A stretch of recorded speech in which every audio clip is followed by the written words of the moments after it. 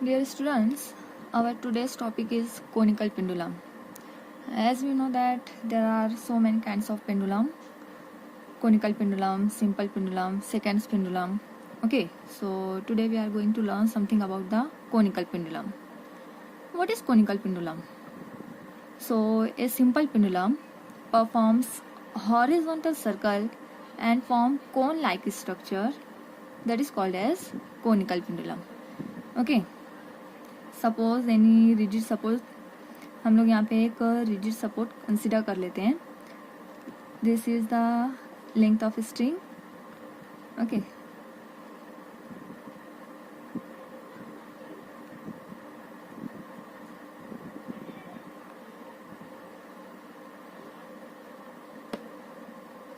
Consider the position of bob at point B. Okay, now consider the position of bob at point B. So this bob will perform horizontal circle. Bob will perform horizontal circle such that string will describe conic section. String will describe cone-like structure. Such kind of pendulum is called as conical pendulum. Okay, and time period of conical pendulum. Time taken by conical pendulum to complete one revolution is called as time period. एक complete circle इसे करने के लिए कितना time लगता है, that is called as time period of the conical pendulum. अब हम लोगों को कंसिडर करना है, सपोज अगर मैं कंसिडर कर लेती हूँ bob is at position B. ठीक है, तो इस पर हम लोग को देखना है कौन कौन सी फोर्सेस इस पर एक्ट हो रही है. सबसे पहले तो अगर मैं इस बॉब का मास m कंसिडर कर लेती हूँ तो इसका weight is mg which is acting vertically downward. Okay, and tension in string which is along the string, tension T. अब यहाँ पे अगर हम लोग फोर्सेस की बात करें तो मास या बॉब के ऊपर दो ही तरीके के फोर्स है. एक तो mg which is vertically downward and another one is tension which is along the string, and always tension is opposite to mass. So और यहाँ पर के जो एंगल रहेगा, this is angle theta which is called as semi vertical angle of cone. Let L be the length of string. अभी हम लोगों ने मास जो पोजीशन है वो B पर कंसिडर की है. So this is be the length of string. R be the radius of this circular track. Okay, so balancing condition अगर हम लोग यहाँ पे देखें तो mg और t एग्जैक्टली अपोजिट नहीं है. That means we have to resolve the tension in two vectors. One is along x-axis, another is along y-axis. So दो कंपोनेंट में हम लोग इसको रिजॉल्व करेंगे. एज दिस इज थीटा, ठीक है, semi vertical angle. So this angle is also theta. Why? Because these two angles are alternate and opposite to each other. और हम लोग पता है थीटा का जो एडजेसेंट साइड होता है हमेशा वो कॉस फैक्टर होता है. That means T cos of theta, और ये वाला जो कंपोनेंट रिजॉल्व हुआ है that will be T sine of theta. यहाँ पर हम लोगों को चूंकि टाइम पीरियड भी निकालने कोनिकल पेंडुलम का, और इसके लिए हम लोग नोटेशन देंगे कैपिटल टी. सो मैं टेंशन के लिए यहाँ पर सिंबल ले रही हूँ T0. सो टेंशन हम लोग जहाँ पर भी अभी निकालेंगे उसको यूज करेंगे T0. सो बैलेंसिंग कंडीशन क्या रहेगी हमारी, mg is equal to T0 cos of theta. Balancing condition में हम लोग फोर्सेस अगर देखें तो mg और t कॉस थीटा एक दूसरे को दोनों बैलेंस कर रहे हैं.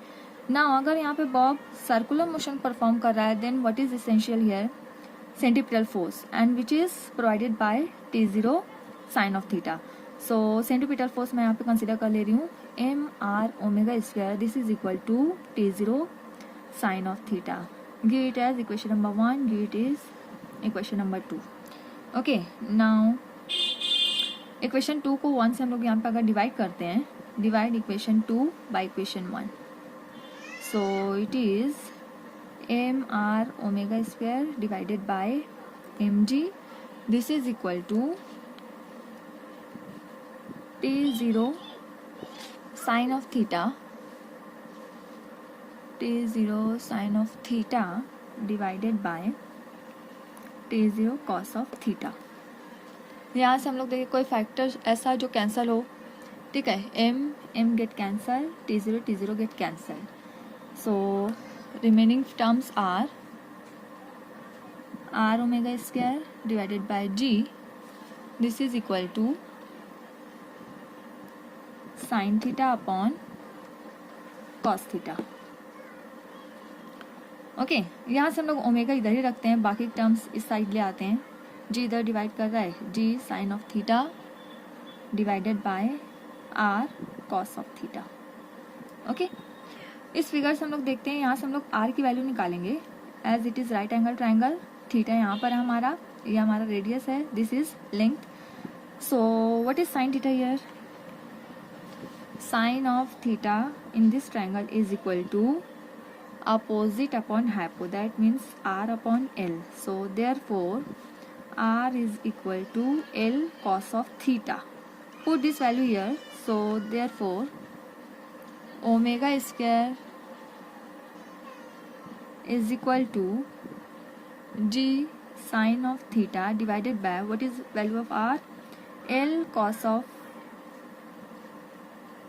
sorry sin theta रहेगा ये, sin theta, L sin of theta into cos theta.